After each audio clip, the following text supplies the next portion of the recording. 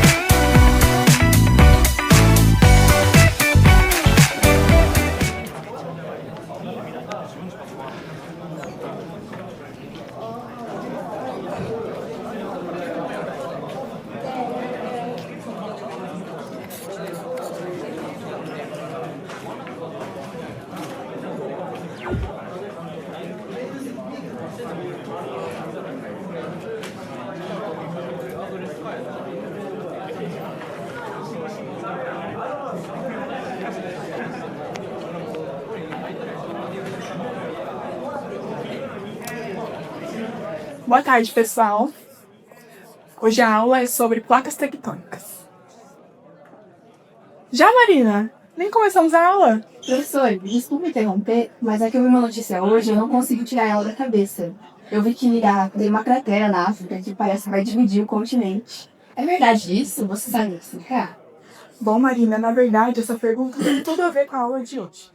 Quando olhamos para o planeta hoje, é difícil imaginar o caos que marcou seus primeiros bilhões de anos. A superfície era bombardeada por asteroides e cometas, enquanto vulcões moldavam a crosta ainda em formação. Mas, mesmo nesse cenário instável, a água vaporizada começou a se condensar, formando os primeiros oceanos. Estima-se que cerca de 150 milhões de anos após o nascimento da Terra, já existia um oceano global. Esses oceanos não foram apenas um acidente geológico, eles se tornaram o palco principal da vida na Terra. Mas antes de falarmos da vida, precisamos entender a base que sustenta tudo isso. Muito bem, então esses oceanos antigos, eles surgem há 4 bilhões de anos atrás, lembrando que a Terra, 4,6 bilhões de anos atrás. Mas dando um salto, tá, na escala do tempo geológico, vamos lá para cerca de 335 a 250 milhões de anos atrás, no final da Era Paleozoica. Era Paleozoica, Paleo, Antigo, Zoica, Vida Antiga. Surge então aí a Pangeia.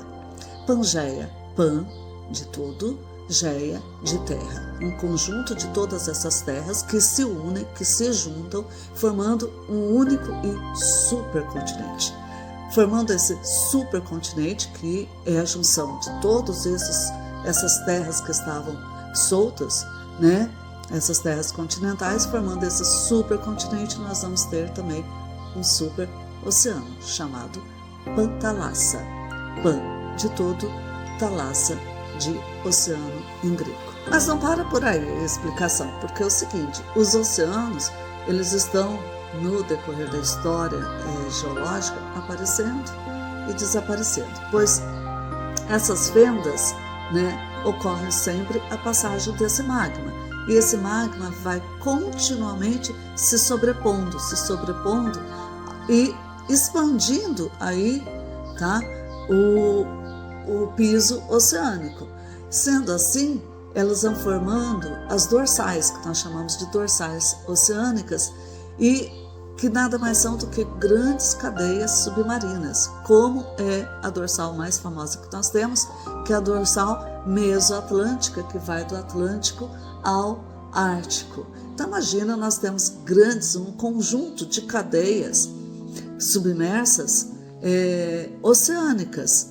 Essa expansão oceânica contínua e gradual, tá? É um dos processos que pode, daqui a milhões de anos, formar uma nova Pangeia.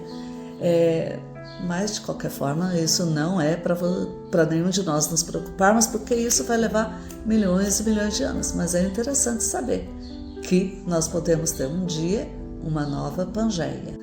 Bom, há 200 ou 180 milhões de anos atrás, depende da bibliografia utilizada, nós vamos ter aí a fragmentação da Pangeia.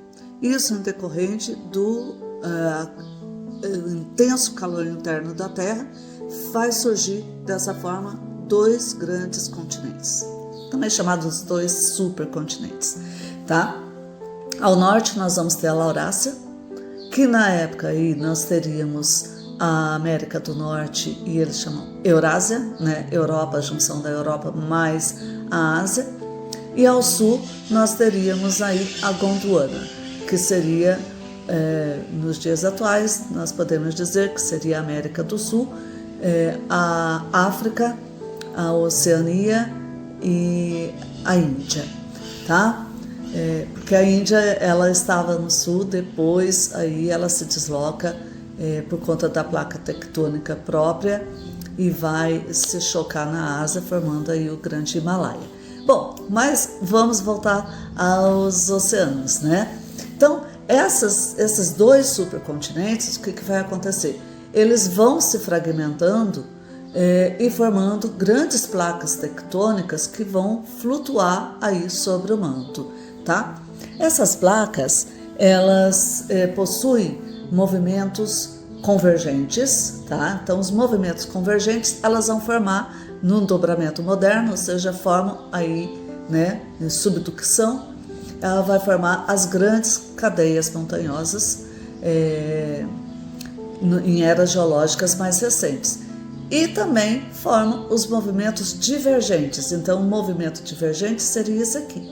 Quando se tem um movimento divergente, nós temos aí a possibilidade da passagem do magma. Então, esse magma vai então, assim que ele tem no afastamento e a entrada do magma, ele tem contato com a área mais fria, tá? Ele vai se esparramando e ele vai se solidificando, formando aí continuamente novas crostas oceânicas.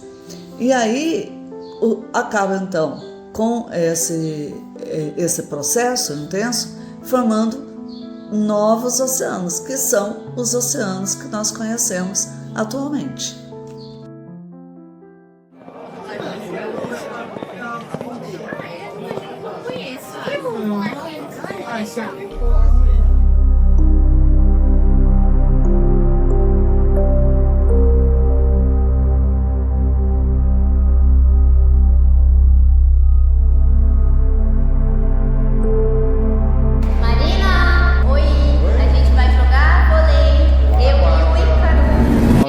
Vai lá.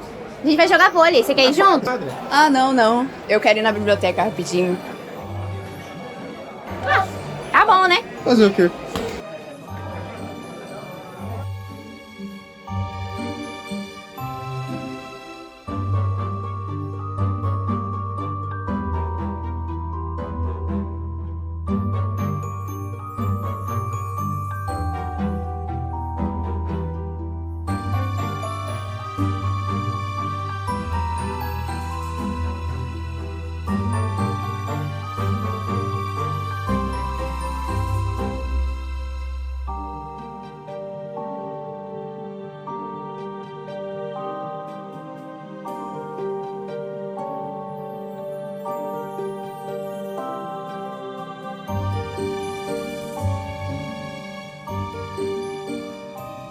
Por mais que vivamos em terra firme, é importante lembrar: a maior parte da história da vida aconteceu debaixo da água. Acho que, assim, primeiro a gente precisa, né, iniciar do processo de evolução, né, molecular, do que é mais aceito hoje em dia para a origem da vida. Então, assim, o que é mais aceito? Lá nos primórdios, na Terra primitiva, a gente tinha muito, né, raio, e aí a atmosfera não era como a gente tem hoje, então, assim, não tinha oxigênio, provavelmente gás metano e algumas outras substâncias. E com isso, né, formava bastante vapor da água e da água e formaram os mares primitivos. Que daí até Stanley Miller, né, que tentaram testar a hipótese de Oparin Haldane, que daí de que a vida teria começado aí nesses mares, né? Então seria o quê? Um ambiente inóspito, um ambiente sem oxigênio até então, com temperaturas elevadas, então a gente teria o que eles chamaram daí, né, até de sopa primordial, e disseram que a vida começou lá. Na época, acredita-se que os primeiros organismos vivos, eles tinham que obter energia ali, dentro desses mares primitivos. Então eles eram seres heterotróficos que iriam obter energia ali através de quimiossíntese. Então, com isso surgiram, né, os primeiros seres vivos, mas ainda sem a possibilidade nenhuma de oxigênio e também ainda sem usar a luz. Depois desses seres vivos, acredito que aí tenha surgido as cianobactérias, que são seres fotossintetizantes, e que a partir deles, né, que fazem, né, essa fotossíntese, lembrando que a fotossíntese ela vai, né, com a luz mais gás carbônico, ela vai liberar oxigênio. E com isso, o oxigênio começou a ser liberado na atmosfera. Surgiram então os seres aeróbicos, que são agora os que a gente tem, que são os que utilizam o oxigênio.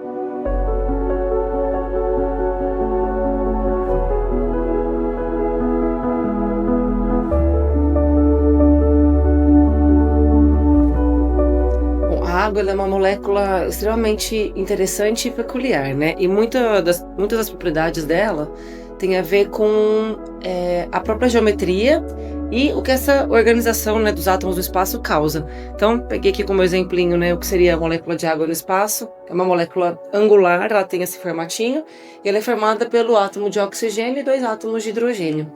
Esses átomos, oxigênio e hidrogênio, eles têm uma diferença de eletronegatividade muito grande. Então, isso quer dizer que, nesse caso, o oxigênio ele é muito mais eletronegativo, então ele atrai elétrons para ele com maior intensidade. O que faz com que essa região da molécula, como ela é um biquinho, assim, um Vzinho, fique mais carregada negativamente do que as extremidades de hidrogênio. Isso faz com que ela seja polar. Sendo muito polar, a água se torna um excelente solvente, porque ela consegue interagir através desses polos com outras substâncias polares, inclusive com sais minerais, né? Então cátions, ânions que estão lá dissolvidos na água do mar, já que o nosso assunto é o oceano, né? E faz dela um excelente solvente. Então, muitos nutrientes, muitas substâncias estão presentes na água do mar em razão dessa grande solubilidade que ela tem. Uma outra coisa que a polaridade influencia muito é na organização das moléculas, né? Porque essas moléculas, como elas são polos, elas interagem mais ou menos assim, né? Polos positivos com polos negativos. E essa ligação ela é bastante forte, se a gente pensar na escala das forças intermoleculares, né? É uma interação relativamente a mais forte, na verdade, que tem entre as moléculas. Isso influencia a densidade da água, que é bastante peculiar. A água é uma substância que não curiosamente, que tem uma explicação científica para isso, né, como ela se organiza, mas ela tem uma densidade, menor quando ela está no estado sólido, e ela atinge o máximo de densidade dela a 4 graus Celsius. Então, quando eu penso nisso, eu explico por que as geleiras flutuam, né? Então, a água no estado sólido, as moléculas ficam um pouquinho organizadas num hexágono, na verdade, ficam um volume um pouquinho maior, né, então menos densas. Isso faz com que as geleiras flutuem, e isso só já permite alguns ecossistemas que existem por ali, e já faz parte de uma das formas de regulação de temperatura do planeta, né, porque a geleira reflete a incidência de raios de sol, dos raios solares. E essa coisa da água no estado a 4 graus mais fria, ser mais densa que a água uma temperatura um pouquinho maior, faz com que a água fria fique mais por baixo e a água quente por cima, e isso favorece a formação das correntes marítimas, né? Que são tão importantes também para o equilíbrio da vida no oceano. Então foi assim que os portugueses atravessaram o oceano e chegaram até o Brasil. Muito legal, né? Já pararam para pensar que a história da sociedade, a história da humanidade, não seria a mesma sem a história do oceano? O oceano sempre foi um elo entre a humanidade. Ele aproxima, separa, alimenta, inspira. A história da humanidade não seria a mesma sem a história do oceano. E já que a história também está nas nossas cidades, o próximo trabalho será individual. Vocês terão que escolher algum lugar histórico daqui da nossa cidade e vão ter que tirar fotos deste lugar. Tirar fotos e depois apresentar para a turma o que este lugar representa. Ô Marina, eu já sei o lugar perfeito pra gente tirar nossas fotos. Aonde? Vamos lá na Praça da Concha nesse sábado, lá tem um monte de coisa antiga. É verdade, eu apoio. Mitologias clássicas como Grécia, Roma e Europa personificavam o mar em oceanos e em deuses como Poseidon, Anfitrite e Tritão, representando poder, mistério e caos. Na mitologia nórdica, o mar era governado por divindades como Aegir e a deusa Ran, associada a tempestades e ao destino dos mortos no oceano, simbolizando perigo e poder transformador. Também era habitado por ninfas e monstros marinhos como as Nereidas e os Kraken.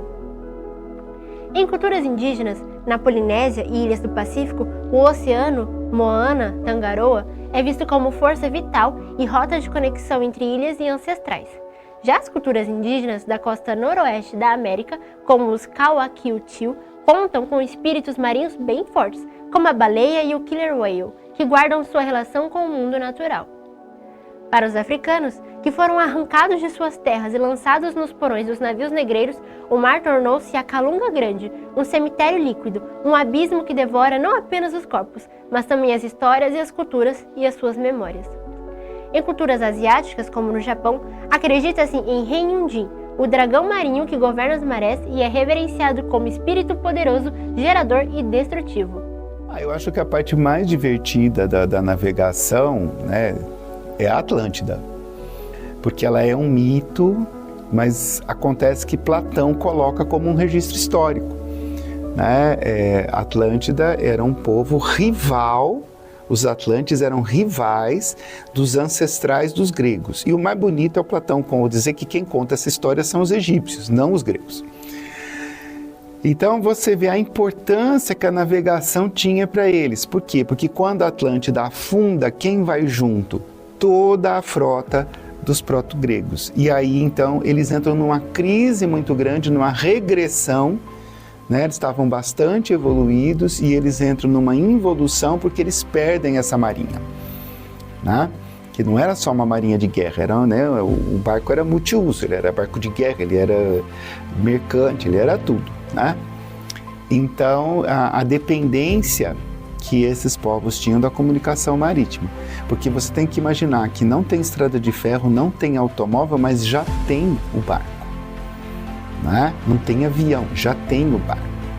Então isso é assim apaixonante, né? Porque você fala, nossa, né? Esse meio de transporte ele é extremamente importante, como é até hoje. Né? Então realmente assim essa história eu acho que ela ilustra bem o que foram esses povos navegantes, a importância da navegação para esses povos e até hoje. Famosas grandes navegações. Processo de exploração do Oceano Atlântico, realizado pioneiramente por Portugal no século XV e acompanhado de outros países europeus ao longo do século XVI, levando a uma série de descobrimentos por parte dos europeus, que resultou por fim na chegada europeia ao continente americano em 1500. As grandes navegações conduziram uma série de mudanças que já estavam em curso na Europa desde o século XII, e com esse processo, a Europa iniciou sua passagem para a Idade Moderna, dando prosseguimento ao fortalecimento do comércio e da moeda, garantindo assim o mercantilismo. No século XVI, as grandes navegações inevitavelmente acabariam levando à formação de impérios, né? O primeiro grande império que surge ali é o português, mas ele é logo suplantado pelo espanhol e logo depois principalmente pelo Império Inglês, né? Império Britânico. Inglaterra que com o tempo vai se transformar numa potência, né? Industrial, militar e principalmente marítima.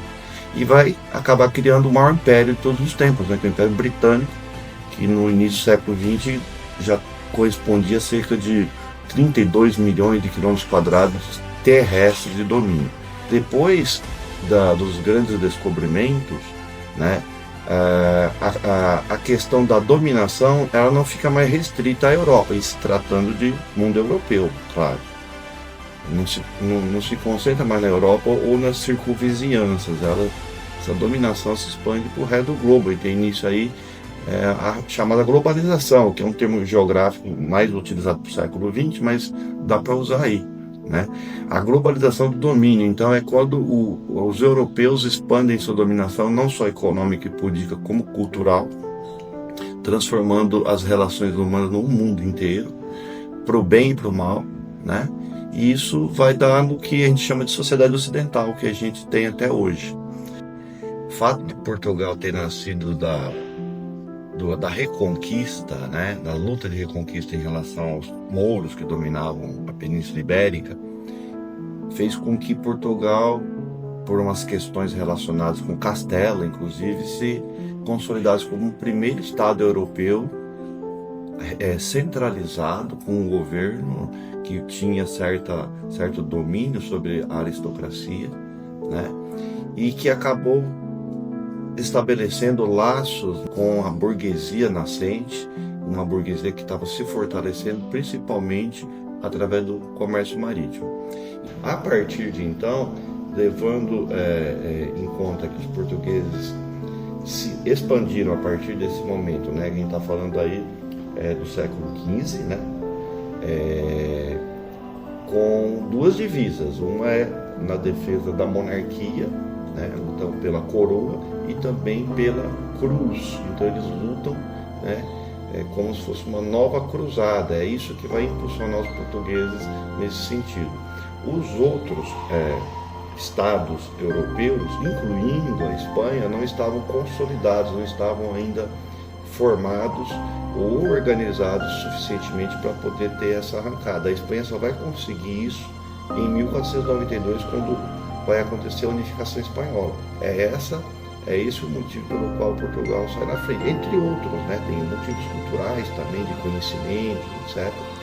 Mas esses se destacam. No século XX, mais para o final do século XX e no século XXI, com a expansão de uma outra forma de navegação, que é a internet, né? Essas influências culturais, ainda predominantemente ocidentais, começam a receber um certo impacto inverso, né? Por causa do trânsito de informações de cultura através das redes. Mas até então, acredito eu que esse impacto das grandes navegações sobre outros povos não foi bom.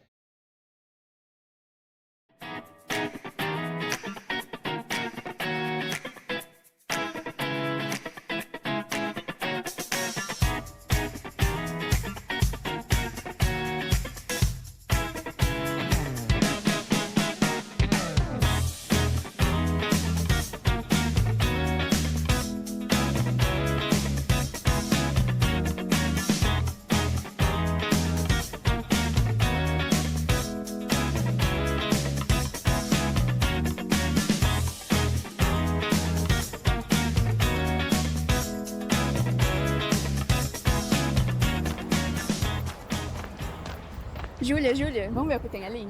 Mas a gente já tem foto suficiente, Marina, e eu quero ir no shopping depois. Ah, vamos, é rapidinho, eu prometo. Mas você sempre fala isso. Ah, vamos.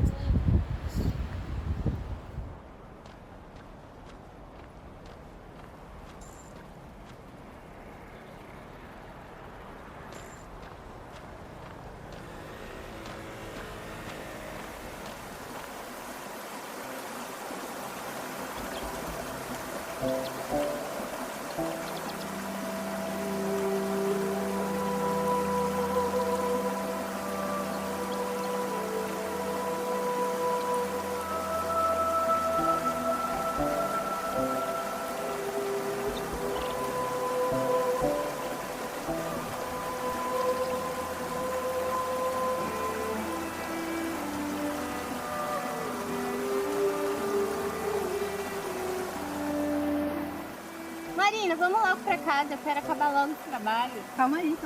Vamos terminar aqui, ó.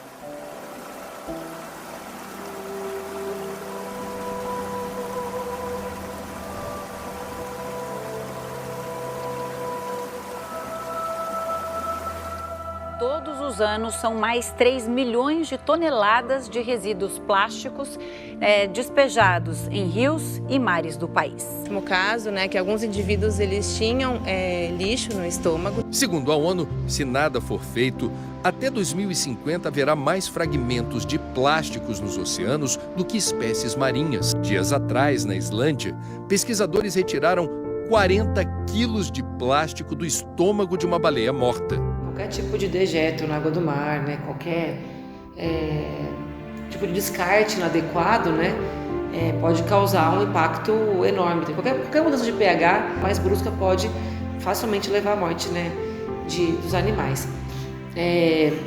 A gente falou também sobre a polaridade da água, porque ela é um grande solvente, chamado de solvente universal, inclusive. Ela é um bom solvente para substâncias que são polares também. Substâncias que não são polares, que não têm essa característica de polos, não se dissolvem bem na água. E uma coisa que a gente vê com mais frequência do que a gente gostaria e deveria, são acidentes envolvendo derramamento de petróleo na água do mar. E o petróleo é uma grande mistura de hidrocarbonetos, são substâncias que não são polares. Então, quando acontece esse tipo de acidente, acidente ou crime, a gente tem uma grande mancha, escura em cima da água do mar. O petróleo é menos denso que a água ainda, então fica ali em cima, não se dissolve porque ele é apolar e a água é polar. Isso prejudica uma série de coisas. As trocas gasosas, não só de oxigênio, mas o próprio gás carbônico, como a gente estava comentando também, então pode afetar sim o pH da água do mar também, como a gente comentou, e a iluminação, que não chega, ele bloqueia a luz e isso também causa a morte de animais e toda uma bagunça no ecossistema que ali vive. E os oceanos, eles são realmente reguladores importantíssimos para toda uma continuidade de coisas, para toda uma existência no planeta, e é importante a gente esteja atento a isso, e que saiba dialogar, discutir, opinar sobre essas questões.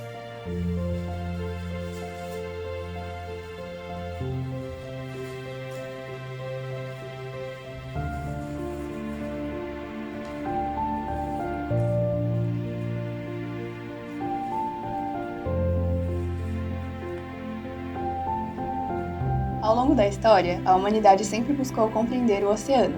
Hoje, essa busca depende de tecnologias sofisticadas que permitem observar tanto a vastidão da superfície marinha quanto os recantos mais profundos do fundo do mar.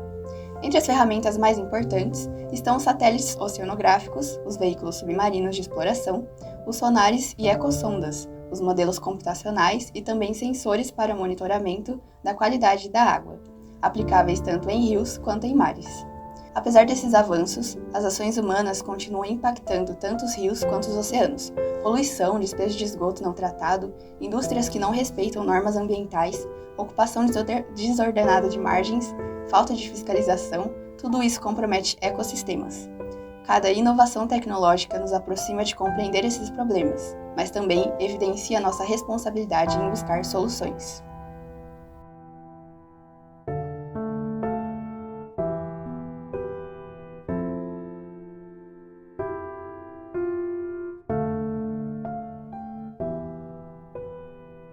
Boa tarde, gente. Bom, a proposta do trabalho era falar sobre um lugar antigo, só que o que é mais antigo do que o oceano em si. Mas não precisamos ir até os oceanos distantes para ver esses impactos. Eles estão aqui, bem próximos de nós. É o rio Tietê, que nasce limpo em Salesópolis, em meio à Serra do Mar. Mas ao atravessar a capital paulista, recebe toneladas de poluentes como esgoto doméstico, resíduos industriais e resíduos sólidos urbanos. Esses poluentes alteram variáveis como oxigênio dissolvido, turbidez, níveis de bactérias fecais, fósforo e nitrogênio, entre outros. Cuidar do rio Tietê não é só preservar nossos rios, é preservar a saúde do oceano, do meio ambiente e de nossa própria qualidade de vida. A água que flui em Salto pode daqui a pouco estar no mar, afetando ecossistemas marinhos distantes. Nós podemos escolher que legado deixaremos. E como a gente resolve isso? Conscientizar.